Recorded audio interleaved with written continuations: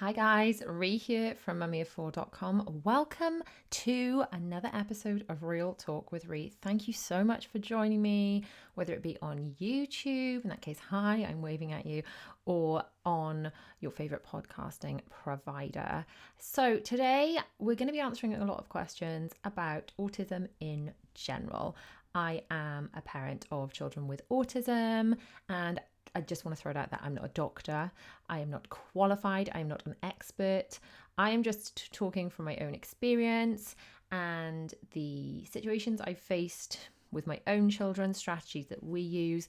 So obviously not everything is going to apply to every child, every person with autism. It is by very nature a spectrum, ASD, Autism Spectrum Disorder. Can't even speak.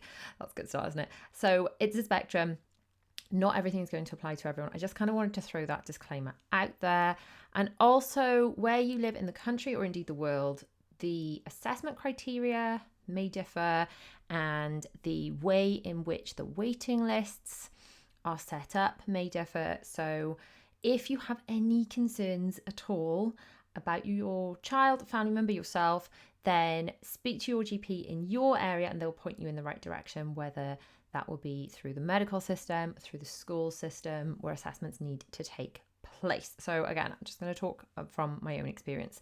But we're going to get started with the first question, which is how do my children feel about having autism? And it's very matter of fact. It's very, very matter of fact indeed, because that's how I've kind of explained it to them. So my children don't have learning difficulties as I would like in an academic sense. So autism can come with other difficulties, but academically, my children don't really struggle. That's not where their struggles lie. So I just explained it to them that everyone has their own challenges. And the way that autism works for them is while some of their friends might struggle with maths or spelling, then their struggles are going to be different. They're going to be more like struggling with changes of routine, or queuing, or dealing with something unexpected, or having to sit and do the homework, even though they're more than capable of actually doing the physical work. The act of having to sit and do the homework may be more challenging for them. So that's how I've explained it to my kids. And I feel that that kind of is what it is, really, that I don't think there's any human on this planet that doesn't struggle with something.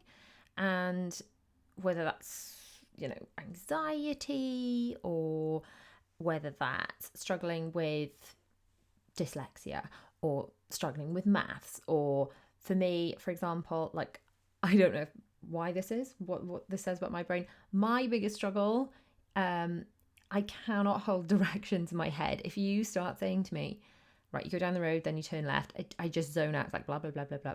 Like, there's something about directions that just, it's like geographic dyslexia. Honestly, it's just, but everyone has their own challenges. So whether people's challenges have a diagnostic term or it's just something that they find hard, then that's the best way of explaining it to them. So I hope that makes sense.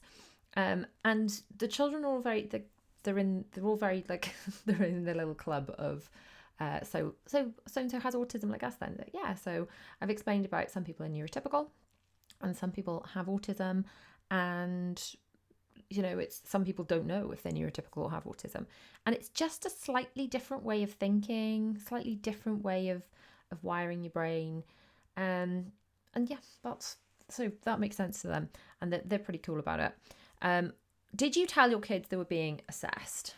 Right. So with Will, who was so I got 4 kids. If you're not familiar with me, hi, by the way, if this is the first time we're meeting.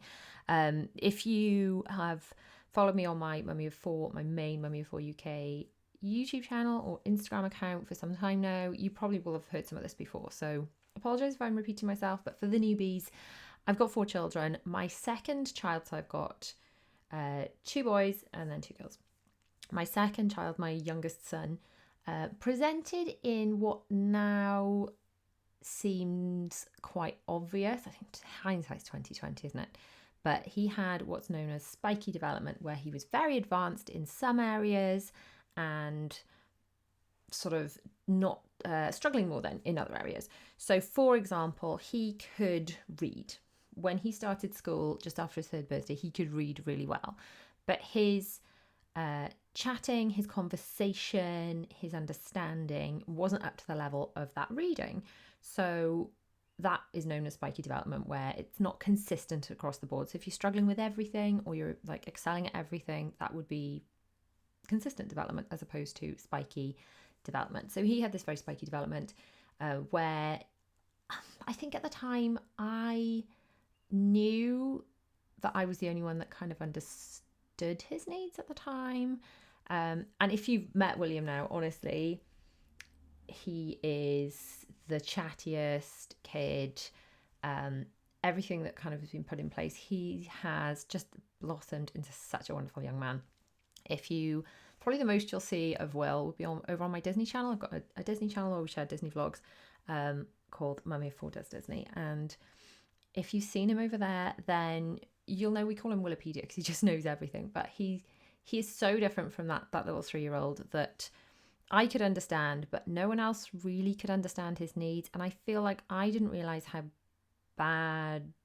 much he struggled then, until I was seeing him be assessed through like the one-way glass. It was like a mirror, like they use in the police, I suppose, where he could just see a mirror and I could see him, until I could see how much I was kind of helping him to understand one of the people trying to communicate with him. So getting back to the question, did you tell your kids they were being assessed? At the time, William, he didn't care about things like that. It was just a case of, right, we're going to do this now, and I explained what we were going to do. So I didn't explain it to him at the time. He was 3. But equally, he was so different to the girls at 3. He just was a little more in his own little world.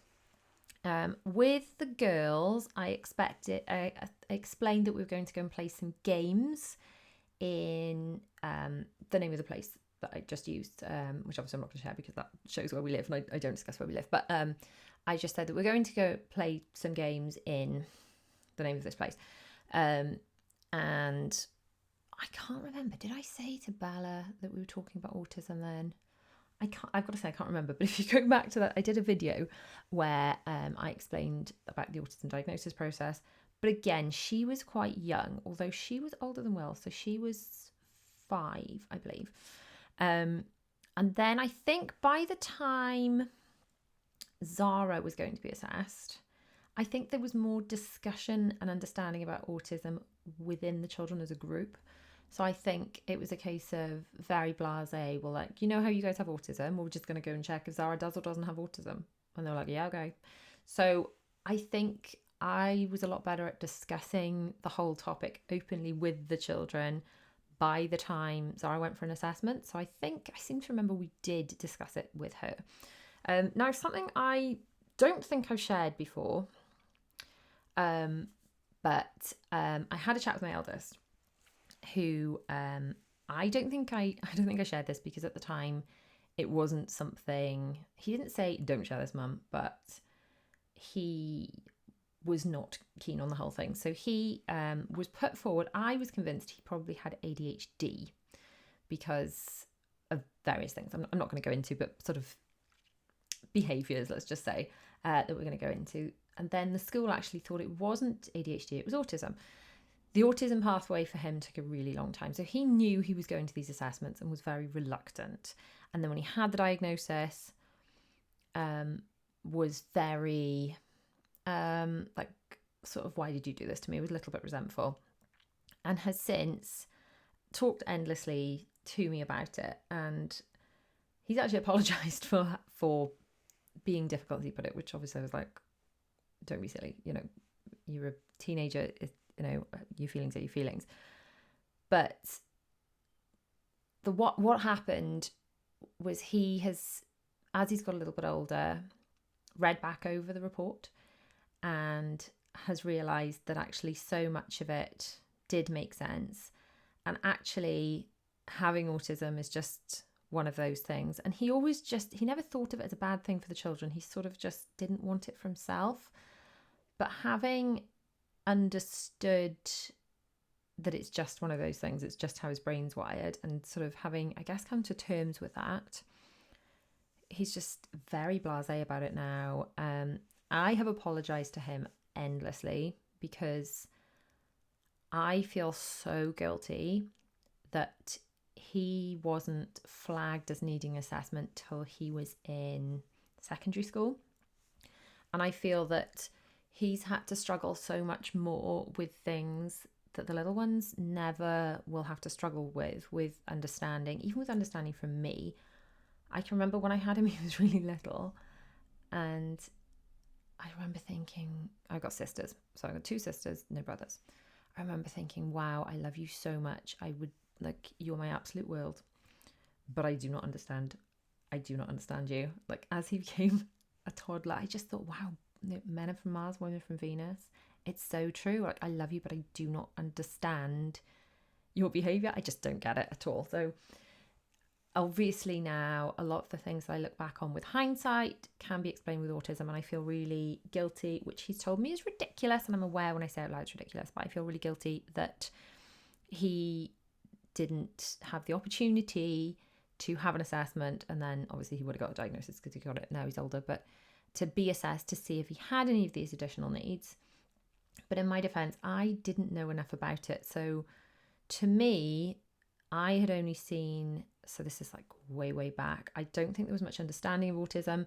And I thought autism, I thought of it as someone that was completely nonverbal and just didn't sort of talk to anyone or integrate at all. And that was my very wrong understanding of autism at the time, just through lack of education, lack of understanding, lack of awareness. But I think that was pretty typical of the time. And I think with Will, I was like, is it? But it isn't it? And I sort of did more and more research. And then it was only because I'd done so much research with Will that the girls were ever picked up. And I feel like my eldest wasn't as obvious as Will. He was more like the girls' level of obvious, which was something that you could only see if you really were looking for it. Until then, you know, and then you can't unsee it. Does that make sense? So because he wasn't obvious enough, he wasn't troublesome in school at a young age, it just wasn't picked up. And I just didn't know enough to pick it up. Just having a quick drink. Anyway, so did you tell our kids who were being assessed? Obviously, my eldest was told because he was a teenager, so new. Another question I had was, how long did it take to get the assessment? I'm starting with my 11-year-old. So I think, as I touched on at the beginning, it's really going to vary, not even just country to country, but sort of hospital trust to hospital trust, I understand, or school, maybe county to county. I don't think it's as consistent as it should be. So how it worked with us was when the children were under 5, and again, there's a massive long playlist on my main Mummy of 4 UK channel on YouTube where I vlogged at the time, and I can remember like probably a fraction what I put in those videos, which is why I kind of recorded it at the time. But basically, the children under the age of 5 went through the health visitor and the NHS system. Then there's this funny gap during the school years where it's through the educational psychologist and through the education system, which is slow and clunky. So it took, gosh, I can't even remember how old my eldest was when he was referred, but he wasn't diagnosed till he was 17. So I'm guessing, I think it was about 3 or 4 years before he was even assessed, which is just such a long time, especially if you've got a child that you have concerns about and that they're struggling. It's just, it's too long. It's, you know, I could rave about that all day, but it was too long. Now, I'm not saying that will be the case with everywhere. And bizarrely then, obviously, when you leave the school system and you're an adult, if you need to get an assessment, and you go to the GP and you back through the health system. So it is just an odd way of doing it.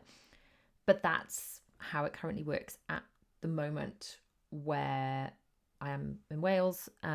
So just like I say, speak to your GP, speak to your school if you have any concerns, and find out what the pathway is, what is the current pathway, and what are the waiting times. But unfortunately, it's too long. People can go privately, but please do make sure if you are going privately that the person you're going to will be recognised by the NHS, because I have heard horror stories of people paying a lot of money to get an assessment and then it's not recognised by any official bodies.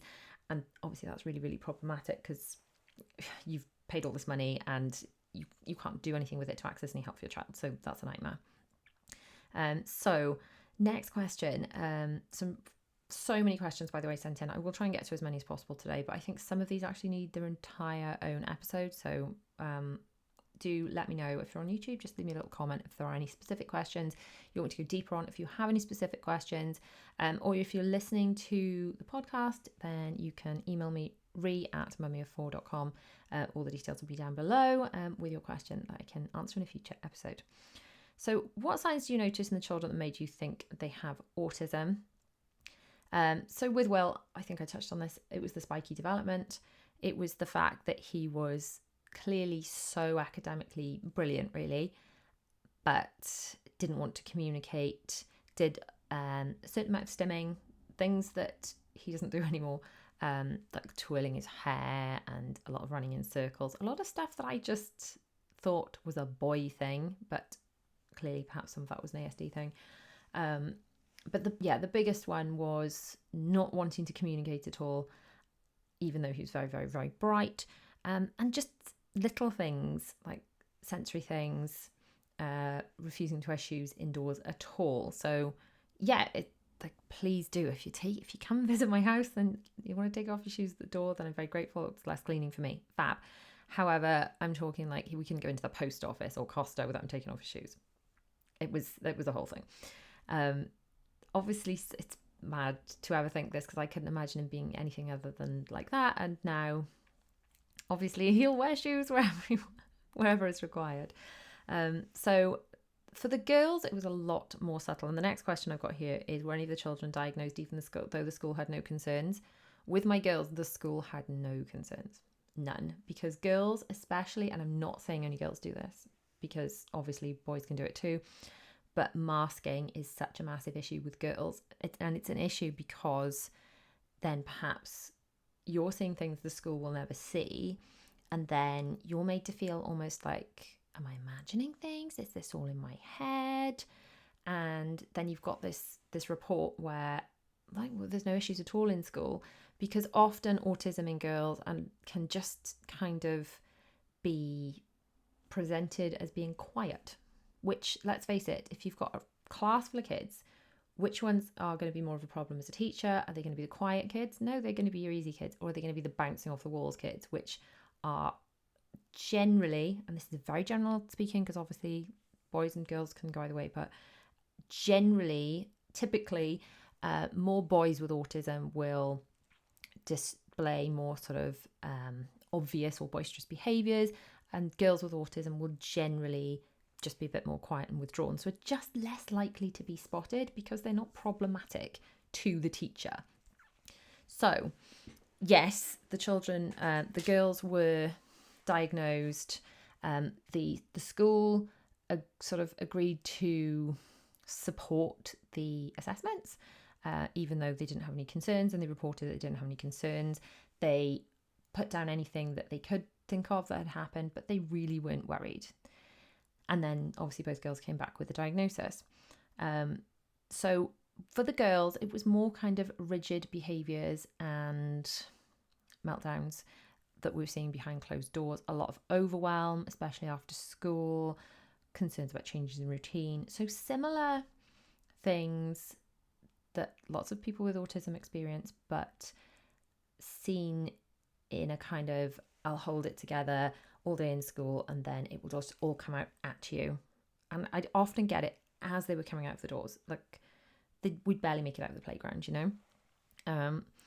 And I would say that for the girls, their difficulties have increased as they got older. They face more social challenges and school gets trickier and things. And I think this was my concern. What I really wanted from an assessment was first to know, is this all in my head? Or should I be parenting my children as if they have autism? Should there be help I'm accessing for them? Or am I just seeing things that aren't there because I've had one child diagnosed? And I needed to know that for myself. I needed to know how best to parent them. And I'd heard horror stories about girls being diagnosed with autism in their teen years and or not even being diagnosed until later than that. And then looking back with hindsight, having been very withdrawn and felt very depressed because they just didn't feel like they fit in and they didn't quite understand why. And I think the biggest takeaway I wanted for my children once they had a diagnosis was, yeah, okay, I am a little different, not in a bad way. My brain might be wired a little different to some of my neurotypical friends. So I don't need to look for why do I feel different. It's like, well, we just think in slightly different ways. It doesn't mean we can't be friends. And I think that acceptance of our differences can make us feel calmer and less stressed out than if we're wondering why and we can't put a finger on why do I feel different and why do I not fit in. If it can just be, well, do you know what? Sometimes I get stressed out. So talking for my children, sometimes I get stressed out in queues because of autism, and then some of their friends are like, well, sometimes I struggle with reading because of dyslexia.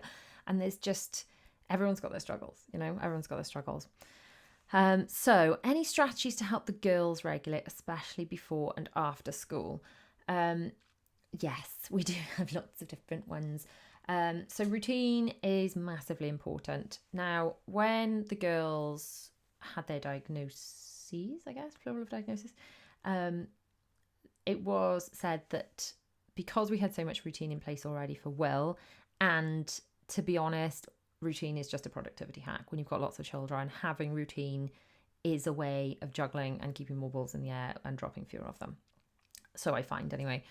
So because I had so much routine in place, they were already a lot of the stuff I would have put in place for them after a diagnosis was already in place. And I'd been parenting them that way since they were very, very small, or since Zara was born, because that's how I parent all of my children. Because I've got to say, and actually, I don't know, perhaps someone else can chip in who knows the answer to this actually, because thinking about it, I don't know about parenting neurotypical children because I only have neurodivergent children. So, but I assume that all of the tips that people give for parenting kids with autism are just good parenting sense. And that's the kind of the stuff that, as I was reading it, the more I've done my research, the more I've put in place, I thought, wow, this stuff just kind of makes sense. A lot of it would make sense for most children. I have done videos on my main channel about calming techniques. Perhaps let me know if you want to have a podcast in more depth about calming techniques, because a lot of the calming techniques that work for kids with autism also work for neurotypical kids that are dealing with something or that have been anxious or whatever. So a lot of these things work anyway. So routine is a massive one. I think routine often helps children feel secure, to know that things are predictable. Some of the things that then work, though, one of the things that's a little contradictory to that is switching up context if there's a meltdown going on. So, for example, if we get home and the weather's not been great and the day's not been good, and we get home, there's a meltdown going on. Sometimes I will switch things up totally and be like, right, we're going to get out of the clothes we're in now. We're going to put on snuggly pajamas, and we're going to change things in our environment, and that way we can help to change our mood. We're going to make things cozy. We're going to make things lovely. Or if we're doing a piece of homework and it's causing a meltdown, as homework often can, we will shelve that and put it aside and set a time and agree a time we're going to go back to that, but we'll move away from it and do something totally different. Sometimes getting out of the house, going for a walk, even just changing which room we're in can make a massive difference. The other thing that really calms them is Mickey and Minnie cartoons on Disney Plus. Honestly, if you can find like comfort TV that your kids always zone into, then obviously my kids are massive Disney fans. That works for them. The Mickey and Minnie story compilation audiobook, which is really, really long, really helps to calm them in the evenings before bed. For the girls, they listen to that all the time. So yeah, lots and lots of different things. And then, of course, a very tight hug. If you've ever seen Grey's Anatomy, there's an episode where they talk about that.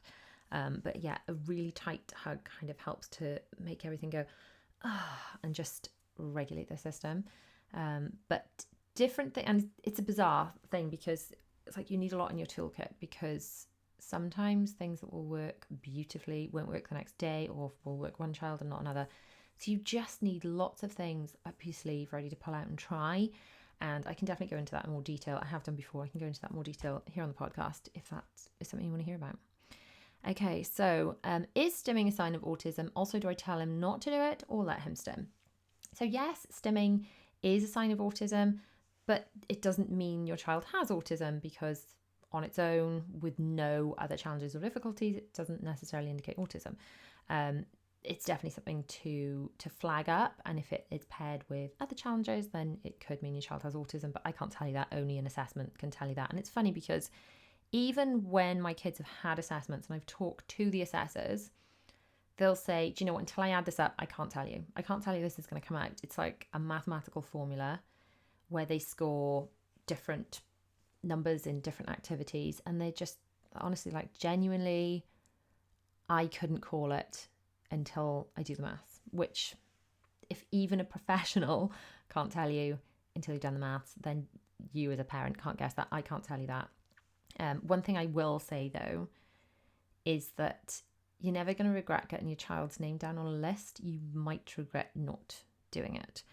If, like, worst case scenario, you put your child down for an assessment, they go through an assessment which is not intrusive. It's not like a medical thing. There's no needles. It's, it's often looking at books and stacking things, or there's cars involved or blocks, or, it's essentially, from what I witnessed from my children's assessments, they weren't upset at all. They were essentially playing with toys with nice people.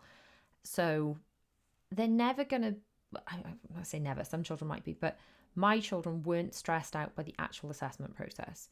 So even if they'd come out and they said, well, there's no autism here, then you're neurotypical, then I wouldn't have regretted having gone through that, because it would have put my mind at rest that I had sort of done what I felt needed to be done and just got it checked. I'd always rather, when it comes to my children, get things checked rather than not get things checked. So if anyone ever messages me and says, Rhi, what should I do? Should I get them assessed? My answer is always, if you're asking me, then the answer is you need to look into it. Obviously, if there are financial implications involved, if you're in a country where you'd have to pay for that yourself, that would cause you massive detriment financially, that is a very different situation, and that is a call that you're going to have to make for yourself. But if this is going to be through the schools or through the NHS, it's not actually going to cost you anything, but delaying getting your name on a very long waiting list might be a decision you regret. Because remember, ultimately, if you put your child's name down and in 3 years they come back to you, go, right, it's your turn to be assessed, you could say, look, give the place to someone else because we don't have any concerns anymore. 3 years is such a long time, and not every assessment takes 3 years to come around, but some do. And if it's going to take that long, which it may, your child's going to change a lot. You're going to change a lot. The situation's going to change a lot in that time. And you'll either be thinking, well, that was something and nothing. We don't need this, give the place to someone else. Or you'll be thinking, oh, thank God I put the name down, because things have changed and escalated so much in that time. And if I hadn't, we'd be starting from scratch now. It'd be another 3 years down the line. So yeah, that was not what was asked. Is stimming a sign of autism was what was asked. Gosh, I went on a right tangent there. And also, do I tell him not to or let him stim? I think it depends what the stimming is. So if the stimming is causing danger, then I would perhaps redirect it. And I'm not suggesting that you ever tell a child that's stimming not to stim at all, but there are certain times that we do try and redirect the children to something more appropriate to the environment we're in at the time. So one of them, for example, loves to bounce off the furniture, which I discourage because it has historically led to accidents. Lots of bumped heads and scrapes and all sorts. So I do believe it's a stimming thing, so we try and redirect that into something else. So fidget toys, something you can teach them to do, perhaps in school, sitting under the table that's less obvious, that's going to draw less attention if you're in crowded places, and that's not something they'll, maybe it's not something that bothers you, but if there are certain situations where you can perhaps redirect them, but mainly if it's dangerous. If it's not causing anyone any harm, I say just leave them to it, because where's the harm? But yeah, it's just if there is any danger. For example, Will used to get his finger caught in his hair quite a lot, so we'd try and redirect that so that he didn't get upset with caught, literally finger tangled in hair. Right, next question. London trip, theatres and autism, how do you do it? Right, so if you don't know, we went to London. Let me see. At the time of recording, it was last weekend. There are London vlogs coming out on my channel if you want lots of information about that trip. It was fabulous. We went to see Hamilton. I got to go to the Charlotte Tilbury shop. The girls went to see Pineapple Studios. Boys went to the London Transport Museum. We had a blast. So how do we do trips like this? Planning, preparation, planning, preparation. So I hope that my vlogs are helpful to other people, especially people with autism, planning trips, because often I show my children videos on YouTube about places we're going to go. So one of the reasons we went to the Pineapple Studios is I'd like the girls to do some classes there. They love their dancing, and they do workshops for children aged 7 and over. So Zara's 6. When she turns 7 in early next year, then the girls perhaps next summer can go and do those workshops. But I wanted them physically go and see the space, and that way they could understand it, and they're far more likely to actually enjoy the experience than if I just showed up there and was like, in you go. So for London, we looked at lots of vlogs, lots of planning. I always make sure when we're doing trips that I've got everything put out in the calendar. It's a shared family calendar, so the children can look at that too. And I go over them over and over with them, what we're going to do first and then next. We do discuss that obviously plans could change because obviously we don't want meltdowns with that happening too. We try and remind them that we have to be somewhat flexible, but it helps them to know where we're going, what it's going to look like, what will be expected of them, when we'll eat food. They look at menus in advance. They look at pictures of the theatre in advance. So we went to see Hamilton. They knew that soundtrack inside out, and they loved it more for it. I know some people are like, no spoilers. That's not my kids. Some people love doing the, hey, we're going to Disney today. My children, that's not for them. That's not for them. They might enjoy that now that they've been so many times before, but to be honest, they love the planning so much, because I think it's because it helps them get excited for longer, but also it helps them enjoy it more when they're there. I think the way that my children have autism, and I don't know if this is autism generally or if this is just my kids, but there's something called the RAS, the reticular activating system, which kind of filters what you pay attention to in your brain. And the example you always hear is, if you think of buying a red car, then suddenly you see red cars everywhere. You think of buying a certain model of car, suddenly you see them everywhere. There are not more of those cars suddenly. It's just your brain is suddenly more aware of them. And I think for neurotypical people, your reticular activating system is, in a neutral position where you're able to filter out stuff you don't especially need to notice or remember. Now, I find with my children, it's like they take in a bit too much. It's like the level is shifted. So they will take in such minute details, and that must be so exhausting, going to a brand new place and having to take everything in for the first time. However, when they return somewhere, or they've been planning and preparing and they know where they're going, they're like, okay, so we're back in Disney, for example. We're back in Disney. Castle's the same, familiar with all this. Oh, okay, but it's Christmas. There's a Christmas tree. And to be honest, I will have shown them Christmas things as well, but they will just then notice the smaller details without having to take in every single detail.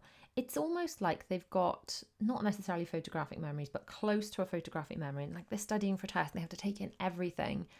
And having to do that from scratch every time must be exhausting. And I think that by preparing them in advance, that is how we do a lot better. We also always have a lot of stuff with us, something for them to do when they're bored, when they're waiting. They've always got drinks, they've always got colouring, they've always got pens, a device. There's a lot of preparation that goes with the planning. So we're preparing the children, but also preparing the things. There's always snacks, because you don't want hangry children. You really, really don't, whether they have ASD or not. So how do we do it all? That's how we do it all. There's always information generally for most places you go, how, for places that are disability friendly. So it's just doing your research. and then involving your kids with the planning as much as possible. Generally, in my experience, makes for a much smoother trip. And then I got a comment just saying, I want to say how thank you I am that I found your channel and all of the helpful tips you give. That's so, so kind. And then the rest of the question is, disruption and changes to routine for a weekend or away. Are there any meltdowns afterwards? There can be, yes, because returning to routine can be challenging. But I don't regret taking them on those trips and giving them those experiences, because to be honest, you could be blindsided with a meltdown anyway over something you just can't see coming. There's only a certain amount of planning and preparation you can do. And hopefully the planning and preparation covers most eventualities. But sometimes you get blindsided by things that you can't see coming. I can remember one of them when they were little was really upset because the brand of soap I was buying, we have hand soap into dispensers now, but I used to buy just the bottles, and the hand soap said something different on it, and that was really upsetting. Or like if the toothpaste label or whatever is different, you know, if a brand changes their branding, like you can't control that. Or if something's out of stock, which is why I always have back stock of things, but if something that your kids normally eat or like is out of stock, sometimes those things are out of our control. So sometimes you can deal with meltdowns even with the best planning and intentions in the world. So I'll never regret taking my children to do those things and have those experiences, because generally when we've planned really, really well, then there are minimal meltdowns, and I see those meltdowns coming in advance. And sometimes I do kind of just, if we're away, I say to my husband, look, they need time to withdraw and chill out now, and we need to go back to the room, take off their shoes and socks, put their feet on the floor and just decompress, and then we can kind of go back out and carry on. And that's what we do often. But if we don't give the children those experiences, they're also experiences to learn and experiences to challenge them and sort of help to prepare them. Because as much as I want to make provisions for my kids to help them with challenges that they face, I also know that one day they're going to be in the big bad world without me. And it's finding that very delicate balance between making provisions for them to make sure they're comfortable and safe and happy all the time, which is obviously what I want as a mother, but also challenging them enough that they're prepared enough for the world and for school and for jobs and for all those things. And I think that's a challenge that most parents face in some way, especially parenting children who are neurodiverse. So I hope that this has been helpful in some way. I'd love to know if there are any extra questions. I'm sorry I didn't get to all of them, but we would literally be here all day. If there are specific questions that you would like answered, I am thinking about doing deep dive podcasts on specific questions, and other, obviously not just about autism, but about other things. Please do follow me at Real Talk with Rhi podcast, I think it's called, on Instagram, and all the details will be down below in the description, the show notes, of where you can find me, how you can get in touch with your own questions. If you have enjoyed this podcast, please do like and subscribe and share over on YouTube. Snap a little pic of what you're doing while you're listening and share it in stories, tagging me over on Instagram, either Mummy of 4 UK or Real Talk with Rhi podcast, or both, you know, just get tagging so I can get sharing. So thanks so much for joining me. I'll see you in the next episode of Real Talk with Rhi.